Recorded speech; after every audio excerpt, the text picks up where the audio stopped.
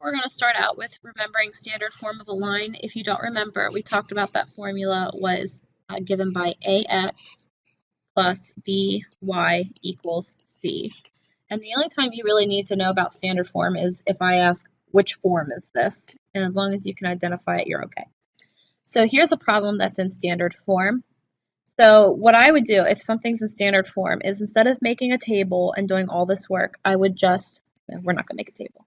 Instead of making a table and doing all that work, I would just use the intercept approach. So I would take turns substituting 0 in for each variable, just like that. And then I would do 2 times 0 plus 3y equals 6. And if you solve those, you're going to get x equals 3 and y equals 2. So those are your x and y intercepts. So then you just go and put 3 on the x-axis, put 2 on the y-axis, graph the line, and then you're done. So it's really not that long of a process if you use the intercept approach. Now the good news is once you get the graph of the line, you can go ahead and now find your slope. So if you remember how it counts slope, it is rise over run. So it looks like we go down 2 and to the right 3. So our slope, or our m, is negative 2/3. Your y-intercept is where your line crosses the y-axis, and it looks like it's crossing at 2. So that's one way that you can get your information. You can graph the line and then find the slope and y-intercept from the graph. The other way you could do it is if you convert this to slope-intercept form. So basically that means we need to subtract 2x.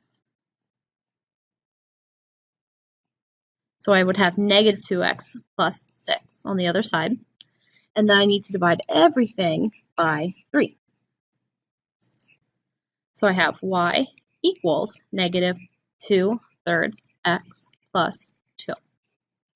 So hopefully you're looking at these numbers and realizing, there's something I noticed about these. They're the exact things I got up here. But this way was a little bit quicker to get that information. So you can see right now that the slope is negative 2/3. So the slope will always be in front of x, and the y-intercept is the solitary number. So in this case, it's 2. So if you're just graphing a line, I'd probably use the intercept approach. But if you're trying to find all this information, it might be quicker to just solve for y, and then you have it because it's in slope-intercept form. So basically, if you have something that looks like this, y equals mx plus b. And keep in mind that m and b, you will have actual numbers for, so those won't be appearing in the problem.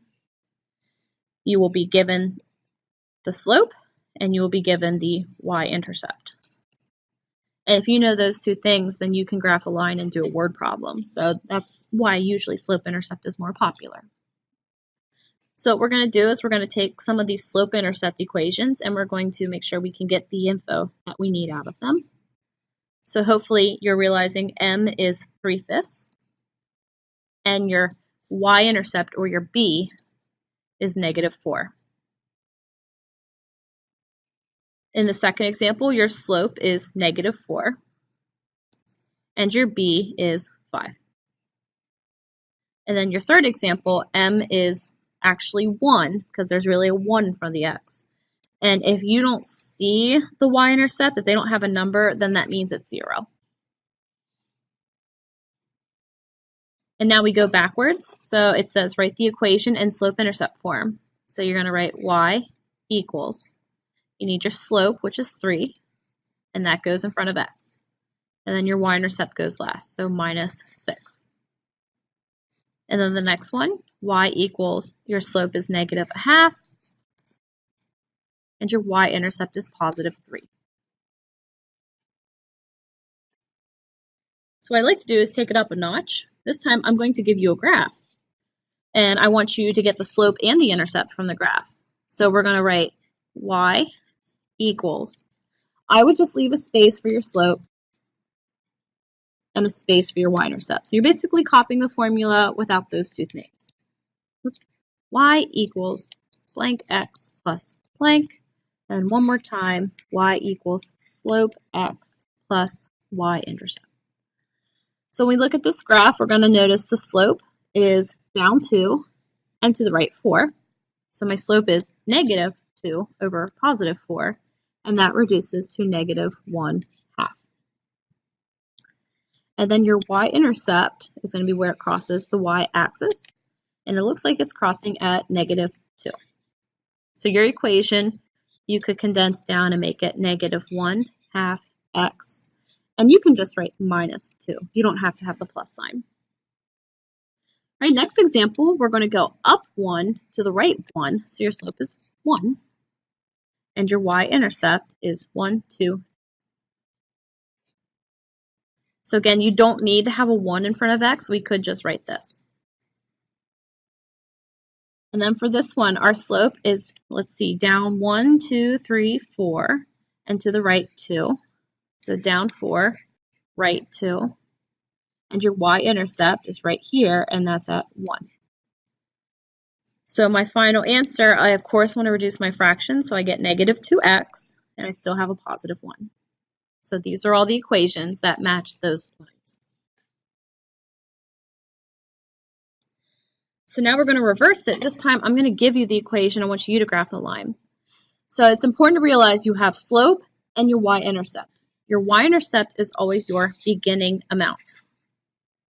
So you need to plot each y-intercept on the y-axis. So I'm going to plot +1. I'm going to plot -2. I'm going to plot +3. So you never plot on the x-axis to start out. It's always on the y-axis. It's always in terms of height. From that point, you need to count your rise and your run. So because it says -2/3, I'm going to go down 2 for my negative and then to the right 3. You could also go up 2, that's a positive direction, but go left 3. When you count left, that is a negative direction. So as long as you have a negative direction, you're good. Your next one, we already graphed the y-intercept. I don't like this decimal. I'm going to change it into 1/2 x. So I rather graph fractions than decimals. So from my starting point, I need to go up to the 1 and right 2 spaces. And you could keep doing that. The more you do it, the better accurate graph you have. You could have also gone down 1, because that's a negative direction. Left 2, that's another negative direction. And when you have two negatives, you actually get a positive fraction. So either way works. And the last one, we're definitely going to go up 3, but we have to remember to go right 1 because every slope is a fraction. Every number can be written as a fraction. Now, that runs off the graph. So in this case, it might be more convenient to go down 3 and left 1. You still get a positive slope, but at least you're on the graph this time.